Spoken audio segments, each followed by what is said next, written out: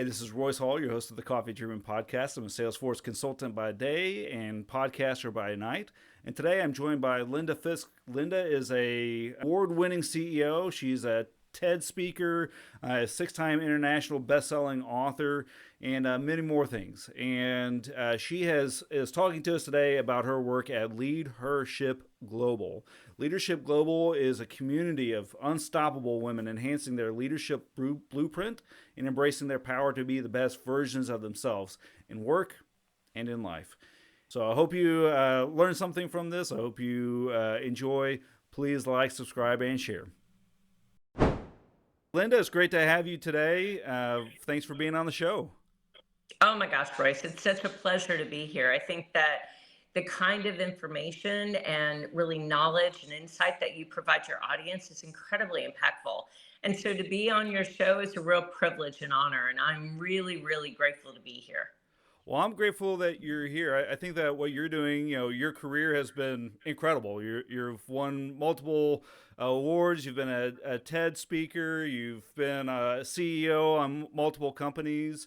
And now I love what you're doing with LeadHERship Global, which is LeadHERship, helping women worldwide. Why don't you tell us a little bit about that? I find that so inspirational. Thank you so much. Yeah. The purpose of LeadHERship Global is to create and support personal as well as professional breakthroughs and really to help guide women to achieving greater leverage and greater freedom in their careers and in their businesses. So we provide a collective community of incredibly world-class women thought leaders and experts with resources, tools, connection, access to media, access to funding sources to help them collaborate and facilitate excellent outcomes for each other. That's awesome. I love that. I think one of the pivotal moments in my own life was when I was quite young. My mom decided to go back to school. She went back to college and got a double major in biology and chemistry. Wow. And she used that. I know, like I was never good at those, so I'm like blown Wow. away. And she used that to build a very nice career. She got into pharmaceuticals and was a salesperson, and that really changed the direction of my family as a whole. It changed our economic outlook and really, shaped both my parents, set them up for success, but also set me and my sister up for success. And, I think empowering women like that, like that's an incredible it's an incredible thing that you're doing to help women change their own lives and the lives of their families. That's awesome. Thank you so much, Royce. I will tell you, in LeadHERship Global, women have the opportunity to meet inspirational leaders, to create lifelong friendships, and be surrounded by people who are deeply invested in their success. And in my mind, that really has made the difference in the trajectory of someone's career, someone's business, someone's ability to feel as though the path they're on is both fulfilling, rewarding, and joy filled. Mm. So I have seen women, that have served as a source of inspiration and motivation for other women leaders. And, the ability to be able to serve a role where you cheer someone on, you offer them objective, unbiased counsel, you support them to greater and greater levels of success and freedom. I got to tell you, there's not a better way of really giving back than to be instrumental in someone else's success. Mm. Well, let me ask you something. So I'm not a woman. I'm a man. And if there's other guys are listening to this, do they just turn out here? Is it something that they can be involved with? I would say that LeadHERship Global is just for women, but we are partnered with a secondary executive leadership community called the C-Suite Network. And if you're a man in a position of leadership, whether it's your own entrepreneurial journey or you're in the C-suite of an enterprise level organization, you are welcome to be a part of the C-Suite Network, which is a partner organization to LeadHERship Global. So while LeadHERship Global is just women, C-Suite Network is both men and women that are in positions of leadership and influence of organizations, both nonprofit and for-profit of all sizes. And, I think that some of the principles that we adhere to, celebrating each other, becoming a lifetime learner, dedicating yourself to your mission, your vision, your passion, acting with courage, cultivating authentic relationships. These are all tenets. These are all principles and values that are shared by both LeadHERship Global and C-Suite Network. And really, both of those organizations are focused on the same thing, which is accelerating the success of our members. Fantastic. Well, tell me a little bit more. How did you get into this? How did you start LeadHERship? What I found throughout my career is that women often face socioeconomic or financial or cultural obstacles that men typically don't. Mm, And they needed a safe space in order to connect, in order to share opportunities, in order to unlock doors, in order to take that next step in their career. And what I've learned since through studies from Northwestern University is that women need a very different kind of community and network than men do. Typically, women need a close circle of very intimate relationships where they can ask questions that are very vulnerable, very transparent, and they need networks and close, intimate, sort of confidential connections where they will be able to be incredibly vulnerable, transparent about the challenges that they're facing and received unbiased, objective guidance and mm, feedback about how to overcome those challenges. Men benefit from many, many really large networks where they can get access to those very elusive opportunities and those really coveted positions. But for women, having a very intimate, close circle of confidants actually serves them much better. So within LeadHERship Global, we have tried to accommodate both systems, really large networking opportunities. We have over 10,000 women that are part of LeadHERship Global, but we also offer small, intimate masterminds, leadership groups, workshops, things like that, where women can build really close relationships with others. And let me just say, our members are very successful business owners, founders, investors, C-suite executives who want to collaborate together. They want to challenge each other. They want to stress test ideas and refine their strategy in a trusting, confidential environment. And that's really what we provide. And I would say if you are a leader in any industry, if you are in a position of influence and leadership of a nonprofit, for profit, you're a solopreneur, or you have 1,000 direct reports, having this circle around you, the success circle, is incredibly important to be able to accelerate your success. yeah. Well, you just threw out a lot of great insights here. I wonder if there's maybe one or two things that you discovered along the way that are like key things that you always try to coach the women that you're connected with on it. Are there like key principles that stick out to you in your career and in your influence at leadership? Yeah, great question. And Royce, what I would say is I know firsthand that no one grows as a leader without the support of others. And I believe that women, particularly, deserve to be lifted up and to embrace their own power to be the very best versions of themselves in work and in life. And often we need to surround ourselves very purposefully and intentionally with other leaders that we aspire to be like, women and men both that serve as motivation, as inspiration, and that can tell us the truth. I got to tell you, Mm. Royce, that being able to be purposeful and intentional about the people that are on your front row, the people that are your own personal board of directors is so important. You need truth tellers. You need people that are going to tell you the truth, but in love, because they have your very best intention in mind. You need people who are going to give you feedback and going to give you advice and counsel that's based on helping you achieve your very best. They have no other motivation than to see you succeed.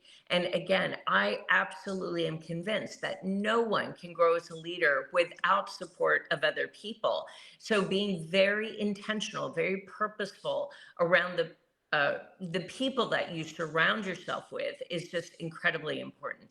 And I know that, as women ascend in their career, they're faced with increasing numbers of challenges that are new to them, right? At every stage of growth and scale, you're facing new challenges, things that you've never experienced before, from revenue operations to sales and marketing to all kinds of, it could be talent, it could be operations, it could be the way that a particular company is designed. It could be all kinds of new challenges that someone faces at each level of growth and scale. And they need to surround themselves with people that they trust, people that they know, people that, of course, have their very best interest in heart.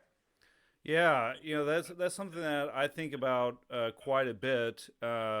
Even in my own career. So I'm in sales, I'm in consulting, in the Salesforce world, and that that trust piece. Having somebody that you trust, somebody that's going to tell you the truth is paramount, especially in a consulting context. People want to, like, your job is to tell me that my baby's ugly. Like, how is Yeah, my baby ugly, exactly. right?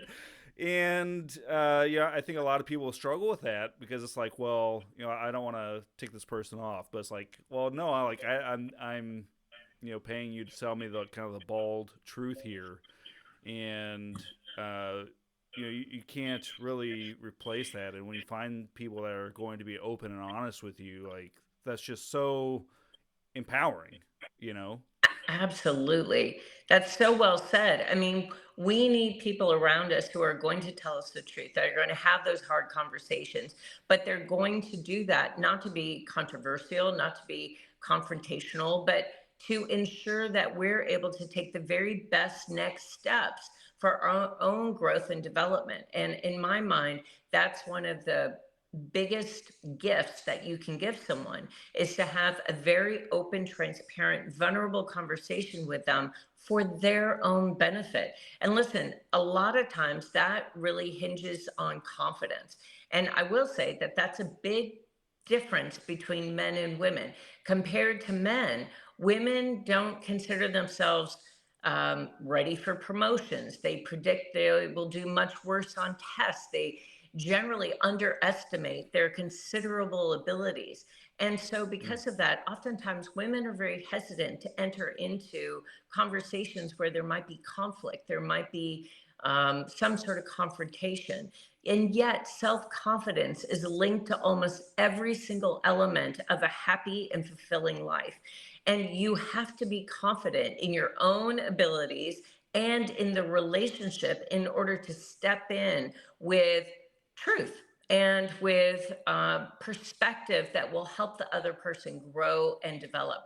But I will also say confidence gives you the skills and the coping methods to handle setbacks, to handle failures. Listen, I just invested hundreds of thousands of dollars in my current revenue operations technology, and it's not working. It's Mm. not seamless. It's not helping shorten the sales cycle. It's not helping my sales team, giving them a powerful tool that accelerates their success. And now what do I do? Well, I think that, again, being able to confront that reality and move to a platform like Salesforce that really is integrated with all other technologies in your tech stack, being able to have that really hard conversation and then being able to pivot and make the right decision is so important. But again, that hinges on the confidence you have as a leader and the confidence that other people have around you to tell you the truth. But in my mind, confidence gives you the skills and the coping methods to handle setbacks and failures and mistakes. And it doesn't mean you won't sometimes fail, but you know you can handle the challenges and not be crippled by them. You know that even when things don't turn out anywhere close to what you planned, you'll be able to avoid beating yourself up and taking the right next step. Mm. I love that. You're making me think about a couple of things here. I'm thinking about Steve Jobs. I remember reading about his approach to working with his team, and the statement was that Steve Jobs is always right. And what that means is not that like he always has the biggest voice in the room, not that he's never wrong, but the point is he argues his point and has an open mind of other people convincing them. Like, I want you to argue just as hard as I'm arguing my side. I want you to argue your side, and at the end, he will be right Yeah. because his team has convinced him of the right way of action, even if it's not his. So it's not that you're always right, but you have to have the confidence to argue your position, also the confidence that like changing a position doesn't make me less of a person. It actually makes me stronger. It makes me more right. Exactly. Exactly. Oh my gosh, Royce, what a great example for sure. And I got to tell you, if you lack confidence and you want to build your self confidence so you can step into conversations that might be difficult initially, but you know it's the right thing to do, it's the right next step. It's important to keep in mind that building your self confidence is a process, it can't be built overnight. You have to begin experimenting with the possibility of being able to tell somebody a truth that will better their circumstance, help them grow, help them scale, help them step into that next opportunity, and do so with love. I mean, Mm. absolutely with their best intent in mind. Start experimenting with small conversations. And then as you have success, reflect on that and realize that, yes, people are grateful when you're willing to have the confidence to tell them the truth. They're grateful for that. It can actually strengthen relationships. And from there, you can move on to bigger conversations and those with bigger risks, those with bigger consequences. Yeah. That's great insight. And I remember when I was kind of early in my sales career, kind of building that confidence in myself was difficult because I was selling software consultant, even though I'd never been like in the software world. So so like maybe that was a bit of a misfit. I don't know. But like building that confidence, even now, like as a Salesforce consultant, like I don't know everything, but the beautiful thing is like I don't have to know everything, and Exactly. it's you what you do is build your team of people that are going to inform you. It's okay to say like I don't know the answer to that. Let me get back with you and come back with the correct answer. Like that's okay, and Absolutely. asking good questions as much as anything, makes you more valuable. And I think of, how do you build that confidence? It's not by knowing everything. And like the more you know, the more confident you can be. But like you can be confident early in your career as well by knowing the questions to ask, by knowing what part Yes. of the process you own. Like I'm confident in my part of the process of sales because I know my sales process. I know what I'm trying to do, what I'm trying to get out. I also know what I'm not trying to do. I'm not trying to re-architect Salesforce for my prospect on the call because I don't have that skill set. So I'm confident in my part of the process. And I think that's very valuable. That's a very Yeah. important thing for people that are trying to build that confidence is to say like, okay, where do I stop and where do I start?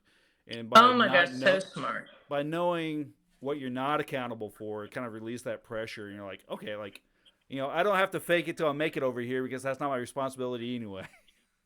Exactly. And then also having confidence in your teammates to be able to take the baton when you pass it to them, right? And I have found that high performing executives, those that we admire, those that are motivating to us, well, they tend to value the perspectives of other leaders, as well as the wisdom that comes from, those practical experiences that are learned by others in very similar circumstances.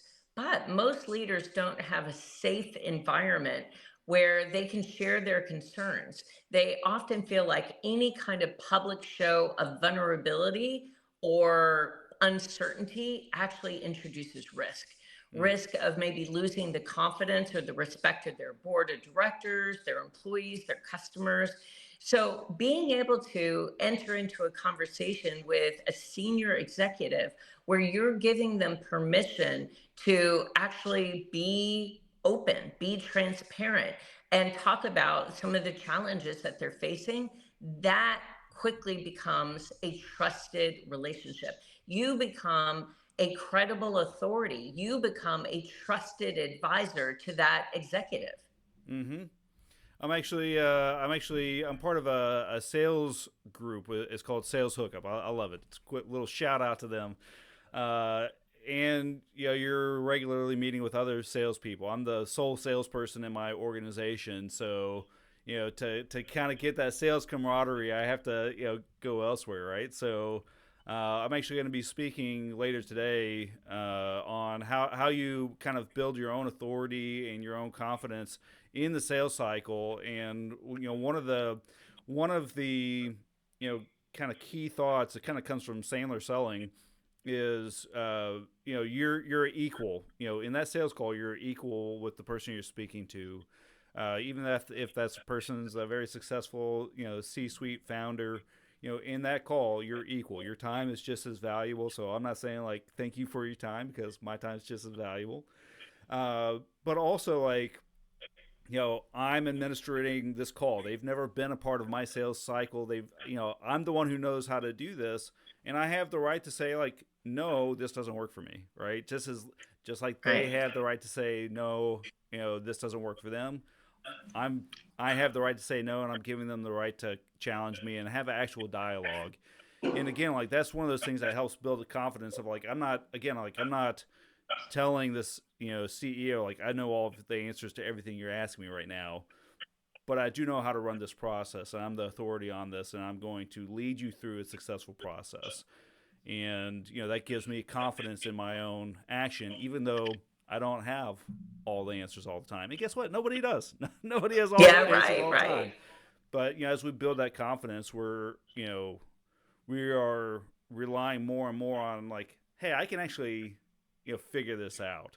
I can actually, like, in my own life, I went from being a certified arborist to being in a salesman in the tech world. It's like that's that's a big jump, but like I That's a had to have big that jump. self confidence of like I got this. Like I can figure this out. My analytical brain can break these things down into manageable chunks and get this done. And that was a big, I think, confidence growing moment for myself. Is just like, okay, like it worked. Like I actually did it. Exactly, Uh, exactly. And you mentioned something, Royce, that's so important. You said that you are a part of a community of other sales leaders.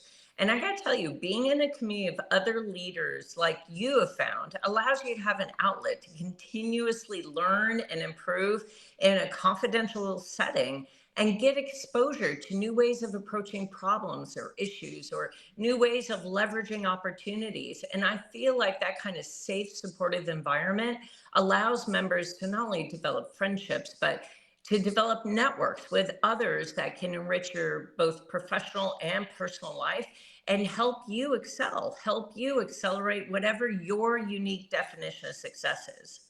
Yeah, and I think that's key is understanding that there's a lot of people out there that want your success, right?